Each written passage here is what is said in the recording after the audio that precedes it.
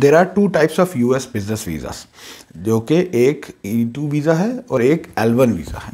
इन दोनों में major difference जो है उसको समझने की कोशिश करते हैं कि बेसिक क्राइटेरिया वाइज और रिक्वायरमेंट्स वाइज इन दोनों बिजनेस कैटेगरीज में क्या डिफरेंस है।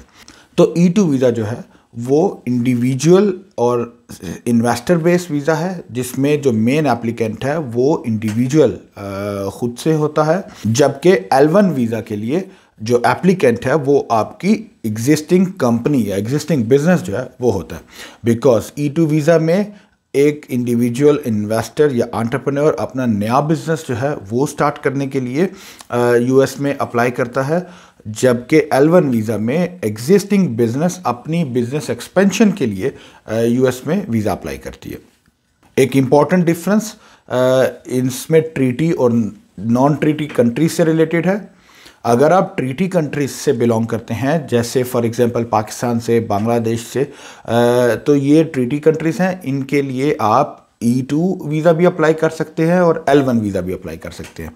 लेकिन अगर आप नॉन ट्रीटी कंट्रीज से हैं, for example India is a non treaty country with US, तो आप E2 वीज़ा अप्लाई नहीं कर सकते, फिर आपको मैंडेटरी L1 वीज़ा जो है अप्लाई करना है।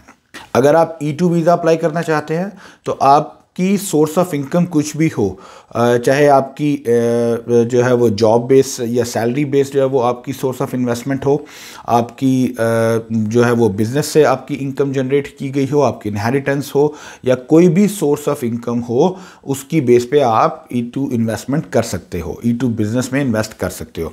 लेकिन अगर आप L1 वीज़ा को कंसिडर करते हो तो उसके लिए मैंडेटरी है कि आपके लिए पास एग्जिस्टिंग बिजनेस होना चाहिए। Not necessarily you should be the owner of the business, but आप अगर किसी ऐसी कंपनी में एम्प्लॉयमेंट करते हैं, जॉब करते हैं, जो कंपनी यूएस में अपना ऑफिस एक्सपेंशन या अपना बिजनेस एक्सपेंशन जो है वो करना चाहती है, तो तब भी वो आपकी स्पॉन्सर बन सकती है। बट इवेंचुअली L1 वीज़ा के लिए आपकी कंपनी की स्पॉन्सरशिप होना इंपॉर्टेंट है। As a general practice E2 visa का tenure in the first time 2 to 5 years का होता है and it can be renewed indefinitely for the rest of the life.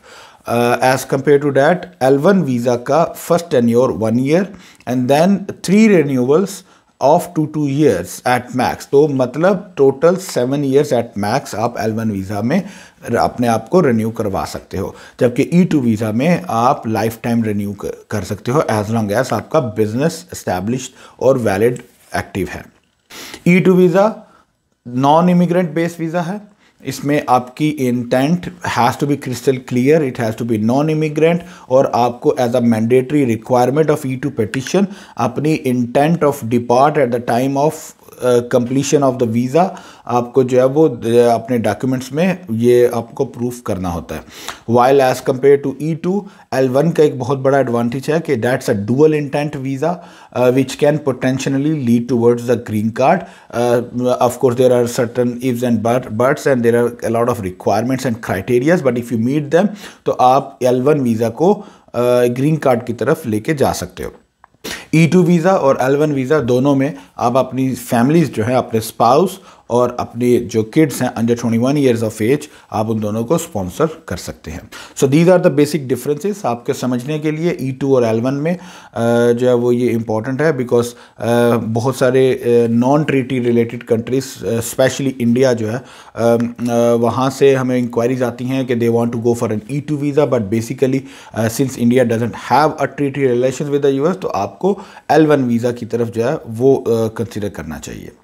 US business investor visa से related अगर आपकी कोई concerns, कोई curies हो, कोई क्वेश्चंस हो, तो feel free to reach out to us and I will be happy to answer back to you.